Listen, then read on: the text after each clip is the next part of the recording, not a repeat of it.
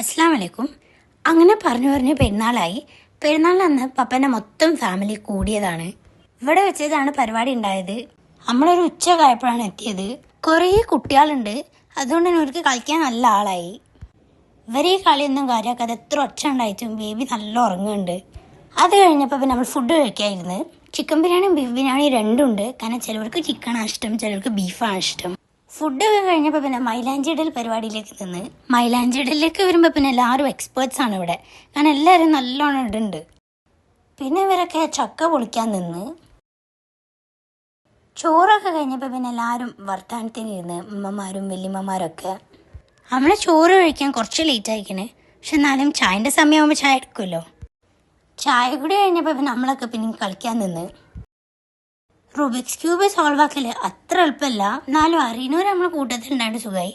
നമ്മൾ ഷഫിളാക്കും, ഊര് റെഡിയാക്കും, അങ്ങനെയാണ് കുറച്ച് നേരത്തെ കളി. എല്ലാവരും കൂടിയാൽ നല്ല രസമാണ്. പപ്പൻ്റെ ഫാമിലി ഇങ്ങനെ മൊത്തം കൂടൽ എപ്പോഴെങ്കിലും കാണും, ഇങ്ങനെ പരിപാടിയോ പെരുന്നാളൊക്കെ വരണം ഇങ്ങനെ കൂടാൻ. ഇത് പോവാൻ വേണ്ടിയിട്ട് മാറ്റിയ ആളാണ്. അവിടെ 3 ബേബീസാണുള്ളത്. ബേബീസിനൊക്കെ കളിപ്പിക്കാൻ പിന്നെ എല്ലാവർക്കും ഇഷ്ടമാണല്ലോ. കുറച്ച് നേരം കഴിഞ്ഞപ്പോഴാണ് നമ്മൾ അറിഞ്ഞത് അവിടെ നിന്ന് കുറച്ച് നടന്നാൽ അവിടെ ഒരു മഞ്ചാടിമരമുണ്ട് എന്ന്. ഇവരെ വീടിൻ്റെ ഓപ്പോസിറ്റായിട്ട് ടെറഫും ഉണ്ട്. നമ്മൾ എന്നിട്ട് അവിടെ പോയിട്ട് മഞ്ചാടിയൊക്കെ കുറച്ച് പെറുക്കി. അങ്ങനെ കുറേ മഞ്ചാടി കിട്ടി. അപ്പോൾ നമ്മൾ അത് വെച്ചിട്ട് എന്തെങ്കിലും കളിക്കാമെന്ന് വിചാരിച്ച്. പിന്നെ ഇതുകൊണ്ട് എന്താ കളിക്കാമെന്ന് ആർക്കും അറിയില്ല. അപ്പോൾ എന്ത് കളിക്കും വിചാരിച്ച ദിവസം എന്തോ കളിച്ച്, കളിൻ്റെ പേരൊന്നും എനിക്കറിയില്ല. ഇതൊക്കെ കഴിഞ്ഞപ്പോഴത്തേക്കും രാത്രിയായി.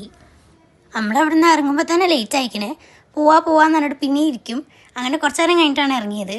പിന്നെ നമ്മൾ നേരെ വീട്ടിലേക്കാണ് പോയത്. സോ അത്രേ ഉള്ളൂ. Thank you.